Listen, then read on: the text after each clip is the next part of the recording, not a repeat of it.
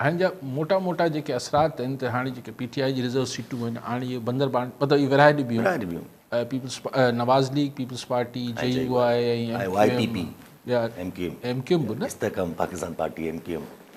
सो उन्हनि खे विरहाए ॾिबियूं त मोटी ॻाल्हि इहा थी वई त हुकूमती इतिहाद हाणे 2/3 जी अक्सरियत पार्लियामेंट में हासिलु करे वठंदो क़ौमी असेंबली में।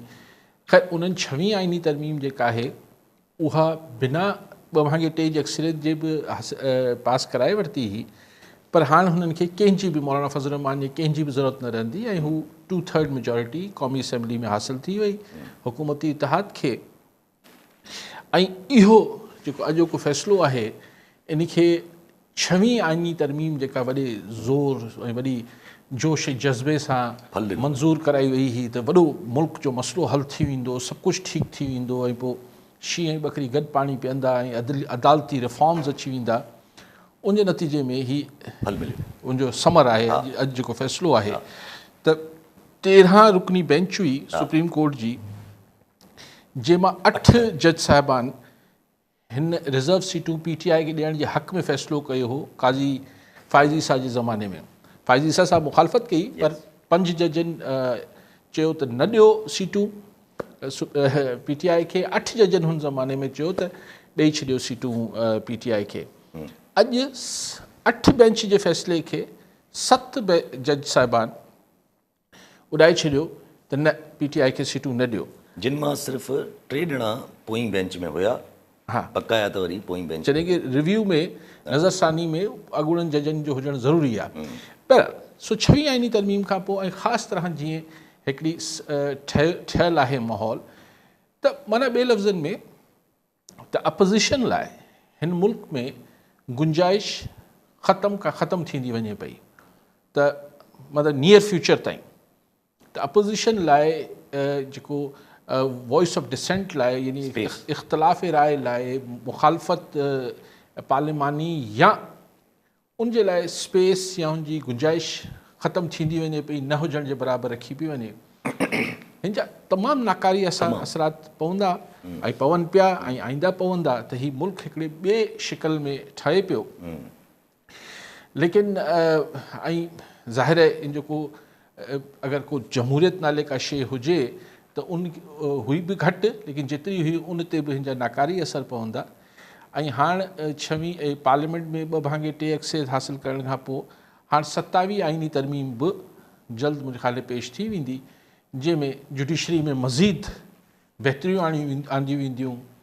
शायदि कुझु ॿियनि मामलनि खे बि इक़्तिदारी सिरिश्ते में आइनी तहफ़ुज़ ॾिनो वेंदो त बाबा जॾहिं हिकिड़ी शयूं हक़ीक़त आहिनि जेके असां वटि मुख़्तलिफ़ जेके इदारा आहिनि जेके सभिनी खे ख़बर आहे त हुननि जो हुकूमती पॉलिसीज़ ते अमल दख़ल आहे त छो न हुनखे हिकिड़ी आइनी हैसियत बि ॾेई वठिजे। ऐं हिन लाइ वरी हिकिड़ी 27वीं आइनी तरमीम लाइ बि नवाज़ लीग पीपल्स पार्टी MQM इत्तेहादी जमातूं हाणे हिननि खे वॾो को गोड़ घमसान करण जी ज़रूरत न पवंदी, हाणे पाण आसानी सां मंज़ूर कराए वठंदा 27 में।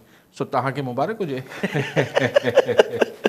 लेकिन ऑन द सीरियस नोट आहे त अफ़सोस जो मुक़ाम त मतिलबु अपोज़िशन ॻाल्हि सवाइ PTI जी न आहे, इहे सभु शयूं जेके आहिनि इहो असांखे जेको बिल्कुलु असांजो उअं ई हिकु डेमोक्रेटिक इंस्टीट्यूशन्स या जेके हिकिड़ा जमहूरी हिकिड़ा इदारा हुजनि था उन्हनि जी अञा ही को क़द ऐं जेका मंज़िलत आहे क़द मंज़िल जेका आहे उहा वधाए नथी हिन शयुनि सां। हिन शइ सां ज़ाहिर आहे हिकिड़ो नेगेटिव इम्पैक्ट पए थो। ऐं अगरि as far as PTI is concern PTI जो जेसिताईं तालुक़ु आहे त हुन लाइ हाणे कंहिं बि इदारे मां पाण खे कंहिं बि फोरम तां हुनखे रिलीफ मिलण जो हाणे को इम्कान माध्यम मतिलबु बिल्कुलु ई ख़तमु थियण जे बराबरि थी वियो आहे। पार्लियामेंट मां त अॻु में ई आसिरो कोन हो त हुतां को हिकिड़ी जमहूरी प्रोसेस में को मसइलो हल थींदो, सियासी डायलॉग मां को हल थींदो। अदालती फोरम ते पाण ॾिसूं पिया त छा पियो थिए, कीअं थियनि पिया मामला, त ज़मानतूं बि न पियूं थियनि ऐं सीटूं बि वञनि पियूं।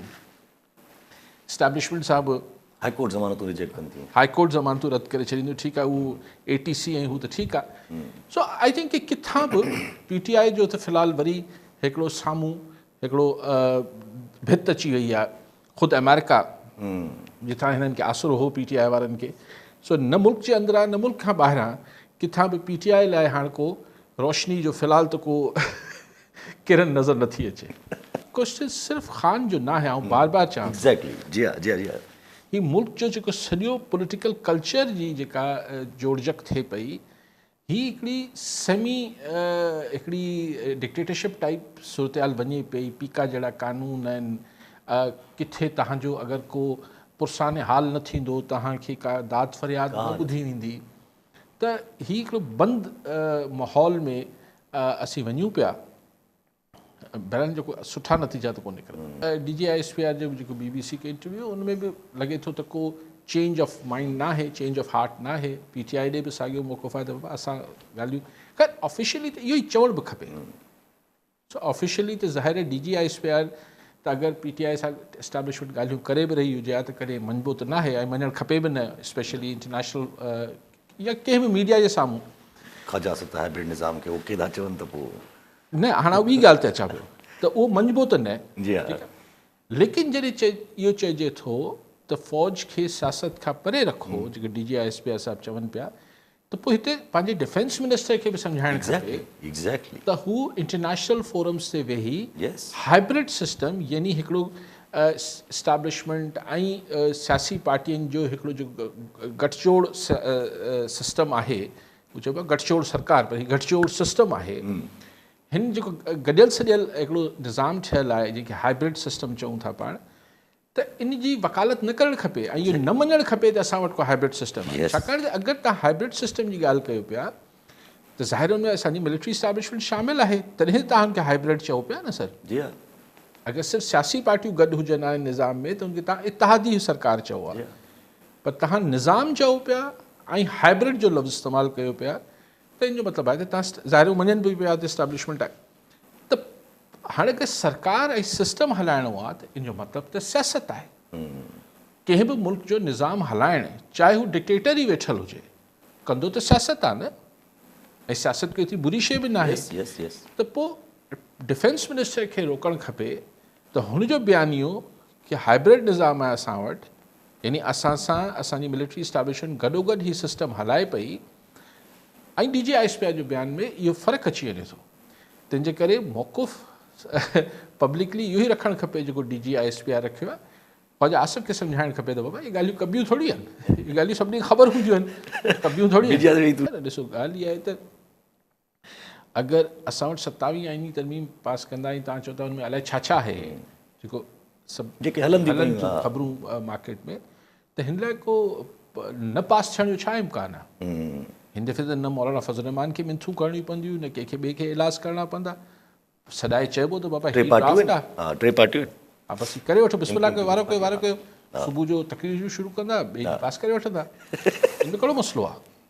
जी हाँ। मुखालफ़त कभी बि त थोरी घणी कबी, जीअं बजट में कई पीपुल्स पार्टी, मूं त तव्हांखे पहिरें ॾींहुं चयो त हीअ मुखालफ़त ख़ैर जहिड़ी ॻाल्हि आहे, पास त थींदो बजट। त ईअं ई 27 आईनी तरमीम पास थींदी। मूंखे त को अहिड़ी उनमें शक शुबे जी ॻाल्हि नथी नज़र अचे कि रेज़िस्ट कंदो ऐं उसूली ऐं नज़रियाती गुफ़्तगू शुरू थी वेंदी। I don't think so.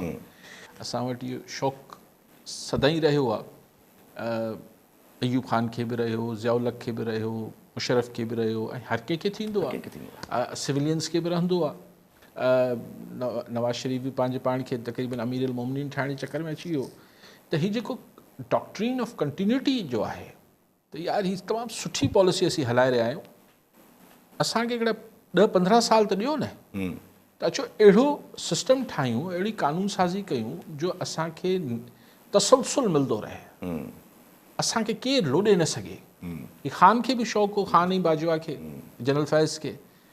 त हिते बि हीअ सॼी जेका रिथाबंदी थिए पई त 2030-2035 ताईं 2035 ताईं बेसिकली असांखे हिन सिस्टम खे थोरा घणा माण्हू, ॿिया माण्हू सिविलियंस हेठि मथे थियनि ऐं पाण इहे किसे खे हलायूं।